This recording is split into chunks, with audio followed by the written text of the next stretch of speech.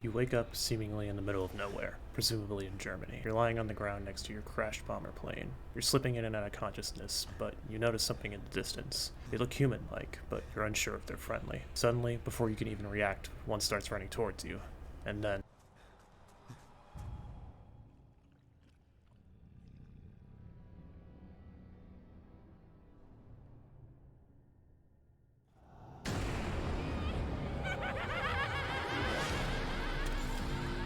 you spawn in an unknown area. The area looks dirty, run down, and seemingly abandoned. Lights are flickering outside. Loose wires are under rubble. The ceiling is entirely gone. Trees don't have leaves on them. There's burning rubble, and you see the words, "Help," written on the door to your right. A staircase to your left has the phrase, "You must ascend from darkness," written on the walls, implying that someone was here at some point.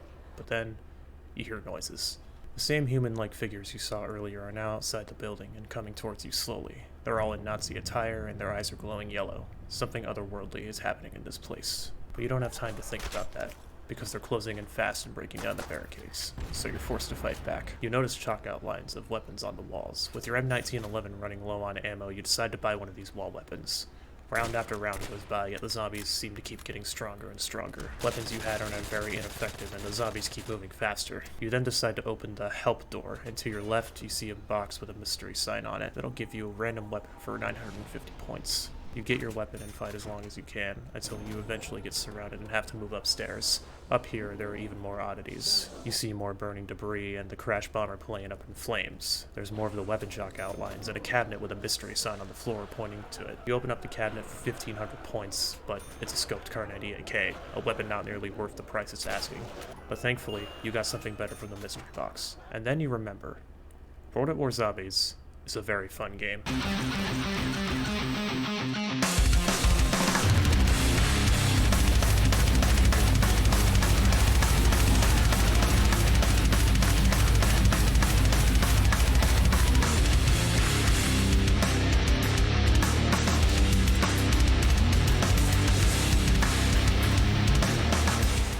Call of Duty World at War Zombies is a masterpiece in horror environmental storytelling. From its blood on the walls and floors to its eerie screaming and unknown noises you hear in the background, World at War Zombies is a game that everyone should experience, especially with the state of modern Call of Duty. I wanted to cover every single map in this game and explain what makes them so special to me. So, let's do that. Verrückt, which is German for the word crazy, was released on March 19th, 2009 with World at War's Map Pack 1. The map takes place in a Nazi insane asylum. You spawn on either two sides. The right side with an M1 Garand and a Springfield wall-by, and the left side has a Gewehr 43 and Kar 98K wall-by. Both sides we also see these vending machines. As a first-time player, we're unaware of what they do. The only information we're given is we must turn on the power to use them. Both sides are also connected by a powered door. Written on the walls next to it, you see the phrase, "Power will reunite you." Very similar to how the words on the wall were written back in Nacht. Already we can tell this map plays a heavy influence on power. We need power for the door, we need power for these machines, and we need power to reunite the players. On both sides we can already see Verrückt lived up to its name. On the left side we see an operating room with blood all over the walls and floor. On the operating chair we see blood all over it and a dismembered hand with blood dripping from it. If we interact with the chair we hear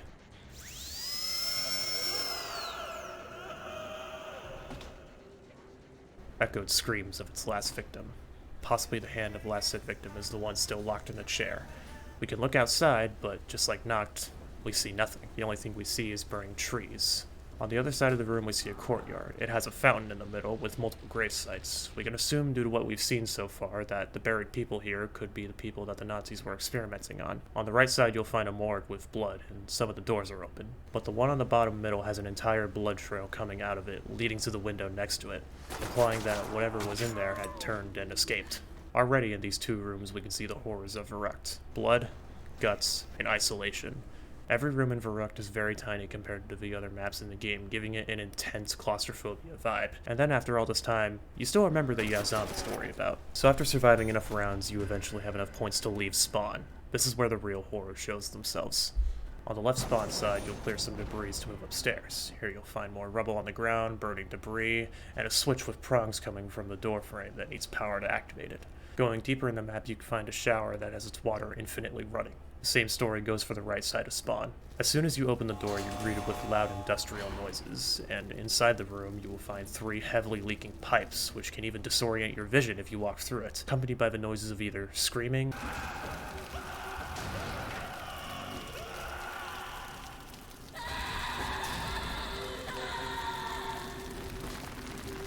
or frantic banging on the walls. Making your way upstairs after clearing more debris, you're greeted with the same kind of switch that needs power, just like the one on the left side. Opening the next door leads to a horrifying scene.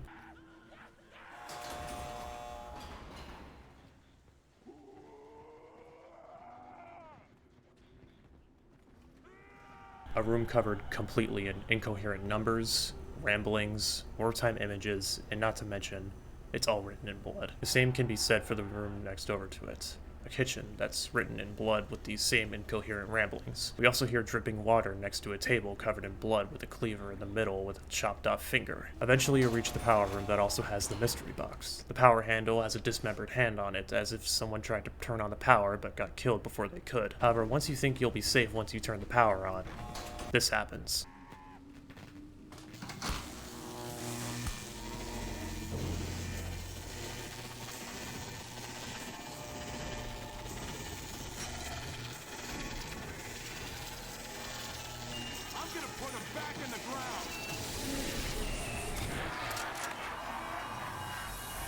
However, it's not all bad when you turn the power on. Remember those vending machines? Well, they're all perks. Juggernaut, that gives you more health, allowing you to take 4 hits instead of 2. Speed Cola, which allows you to reload and build barricades faster. Double Tap Root Beer, which doubles your fire rate speed. And Quick Revive, which is useless. Okay, it's not entirely useless. It revives down players faster. However, if you're a solo guy like me, it's just a paperweight. And remember those red switch boxes? Those are electric traps. For 1,000 points, you will create an electric barricade on its door so no zombies can get through. And just when you think things are about to get easy as you get geared up with better weapons, you see this.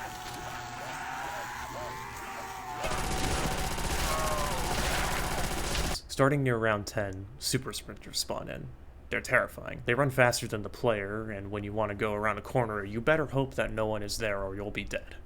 This is why I love Verrucht. Verrucht wants you to be terrified. It wants you to feel claustrophobic. It wants you to fight for your survival. You may be given perks in an electric trap, but in the end, you still won't last long with them, which is what makes Verrucht the most horrifying map in the entire game. And for a first-time play, it's genuinely one of the most terrifying maps in Call of Duty Zombies. Shinonuma, which is Japanese for Swamp of Death, was released on June 11th, 2009 with World at War's Map Pack 2 DLC. Before you even spawn into the map, we see a map of the area, but we also see 4 pictures of our new protagonists. I forgot to mention this, but back in Noct we just played as 4 nameless Marines. Same goes for Verrucht, although they actually had voices so you could add some character to them. However, in Shinonuma we get an entirely new cast of characters. Richtofen, Takeo, Nikolai, and Dempsey. Each of these characters add a bit of comedy to the situation we're in. Oh, I know you are laughing at me, motherfucker. I'll turn them into confetti! I have found an Easter egg of honor. The doctor can now fulfill his quota. But don't let their quips fool you. This map is full of horrifying sights to be seen.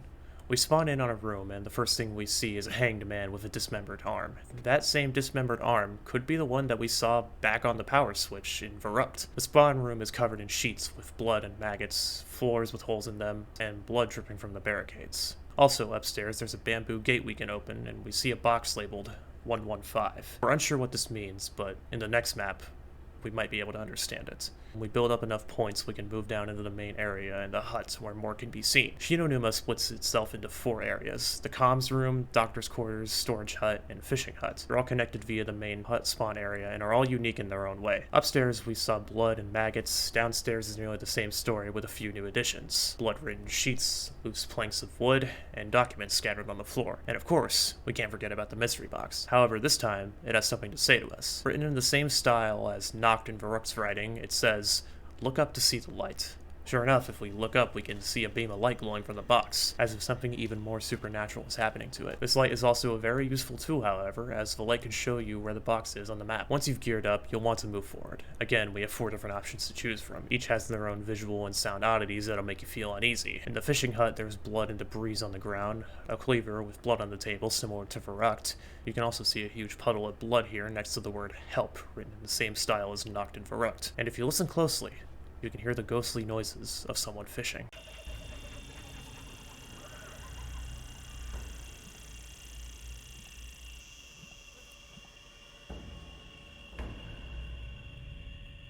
The door to the storage hut leads to 2 walkways, all covered in a huge puddle of water that makes it very difficult to move around in this area, once again making you feel very underpowered on this map. Inside the hut, we can see a very familiar sight of blood everywhere and the randomized perk machine. However, when leaving the hut, if you look to your left, you can see a glowing rock with alien-like noises coming from it. The door to the comms room leads to an open area with green swamp water that'll slow you down, just like the storage hut. You can also hear faint noises of birds and crickets.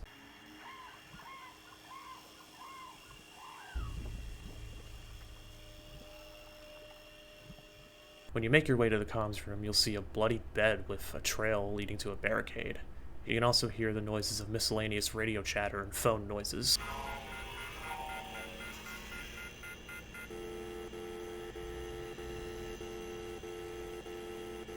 And lastly, with the door leading to the doctor's quarters, you'll see a big area with even more swamp water. Also in this area, you'll find a zip line that'll help you get out of a sticky situation when in the area. Getting inside the doctor's quarters, you'll find more blood as well as burning wood, as well as the sound of crickets, just like near the comms room.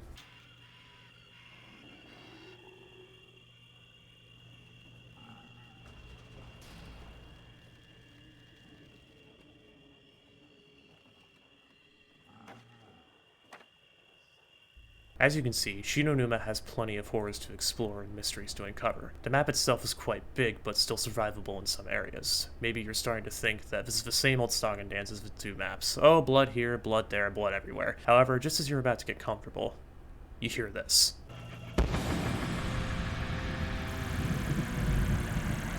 Oh, those don't sound like freak bags.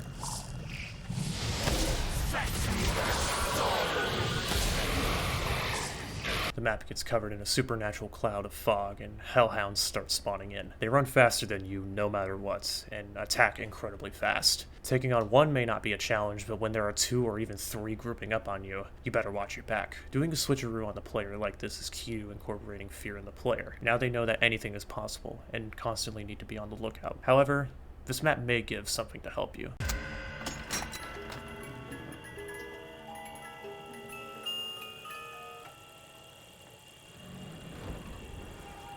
They say I got an electric personality. I guess they were right.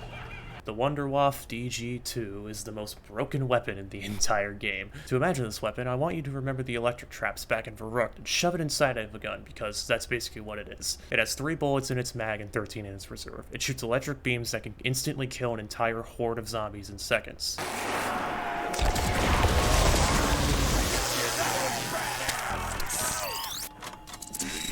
In fact, with the Hellhound rounds happening every 5 to 6 rounds and only 24 zombies spawning in on the map per round, this means that you could potentially have infinite ammo. So this has caused the unintended side effect of pro speedrun gamers getting into rounds in the 10,000s. But overall, if you play the map as intended, it's a very spooky, eerie, and dark map that is always trying to slow you down and kill you, with some surprises up its sleeve. It's an incredible take on something as seemingly boring as a swamp level, and I really wish to see more maps like this in the future.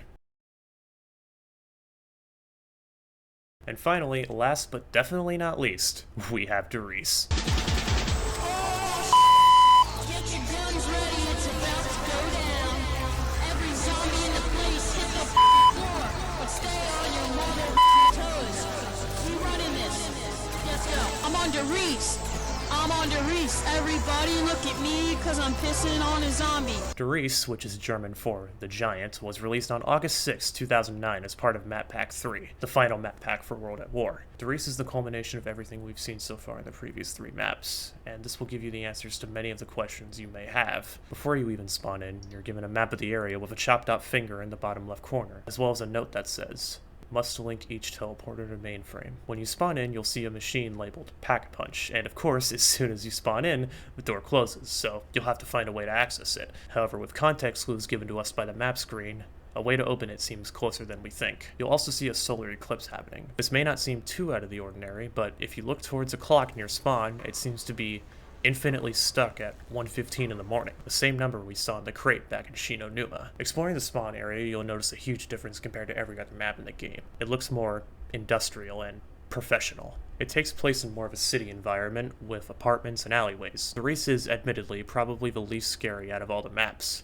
but it makes up for that by having incredible level design. But don't worry, just because this map is the least scary doesn't mean that it's not at all. With the standard blood and debris on the floor that I'm sure you're all used to at this point, in the spawn area on one of the barricades we can see a shadow of a teddy bear. The same type of teddy bear that we see when we roll the box too many times. With the teddy bear being here, it's almost as if the map is taunting you, knowing how many times you had to roll the box on the previous maps just to get a weapon you wanted. Continuing through the map on the right side, we eventually enter the furnace room. We can see a Thompson wallby, however, unlike every other wallby in the game, it has a blood splatter on it, almost as if someone knew the wall weapon system who was working here and tried to get it, but something went wrong during the process. Moving up in the map, we'll make it to the power switch, next to the mystery box. Activating the power, this happens.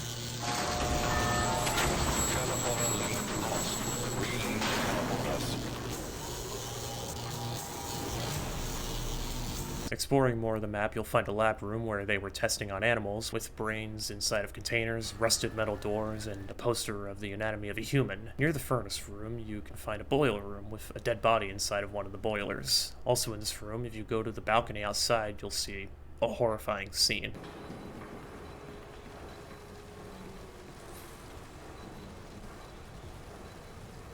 A hanged man with unintelligible writing on the wall. Moving over to and opening the door next to the power switch, you can find a broken wall leading to an office room belonging to Dr. L. Maxis, whoever that is. The office is a hole in the ground that leads to a staircase that, when you look closely, you can see a bloody dog print. Going into NoClip in the game, we can find a nameplate of Maxis, implying that the Hellhounds may have been his doing, giving an explanation as to why they're here. To the left, you'll find a teleporter. You'll also find these teleporters in the boiler and lab rooms, as I mentioned before. These teleporters are the key to understanding the madness in this entire game. When going inside the teleporter, we're given the prompt to link it to the mainframe, and we're given 30 seconds to run back to it to do so. Linking any teleporter causes this to happen.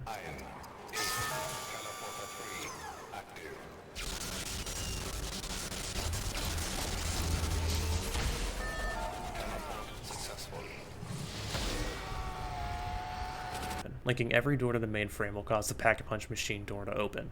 This machine will allow you to upgrade every single weapon in the game, from the PPSH to even the Kar 98K. Weapons have this dragon-like camo on it, as well as the muzzle flash turns red and the weapon makes a higher pitched noise. This machine is key to your survival, because without it, you would have been dead 10 rounds ago. Der Riese may not be the hardest map. Don't tell that to the high rounders though. Or even the scariest. But it's without a doubt the best for gameplay and world building, and is without a doubt my favorite map in the entire game, and was a perfect send-off to World at War Zombies and a perfect ending to set up Black Ops Zombies. In conclusion, World at War Zombies is a terrifying, eerie, dark, and most importantly, fun game. It wants to punish you and make you feel hopeless, but at the same time, give you the most basic tools which can become very deadly if mastered properly. Modern Call of Duty Zombies has lost all elements of horror in its game mode, and even in some cases, even as a fun arcade shooter. It's lost tiny details, like zombies walking like they're in a Nazi parade, or gibbing zombies when they're falling down, or even just the simplest of eerie background noises. In 2008, Treyarch mastered the horror of the Horde Zombies mode. Zombies has turned into a cash cow with no intentions to create a fun mode, because Activision knows the same 12-year-old who sung the Der Riese song back in 2012 is gonna eat it up and buy the fucking Homelander skin. I'm just hoping that at some point, Call of Duty Zombies does a 180 and goes back to the classic World at War like gameplay and atmosphere style. Because World at War Zombies was fun, innovative, horrifying, and of course, beautiful. I'm on Der Riese. I'm on Der Riese. Everybody look at me, cause I'm pissing on a zombie. I'm on the Reese. I'm on the Reese. Take a good hard look at the mother map. I'm on the Reese, mother. Oh yeah, Screwhead gonna whip all the butt. Screwhead a mean little gobot, got a big old screw on his head. Screwhead gonna be like pow pow, smack pow pow, knocking good guys down. They all be like, who are you? And I'll be like, Screwhead.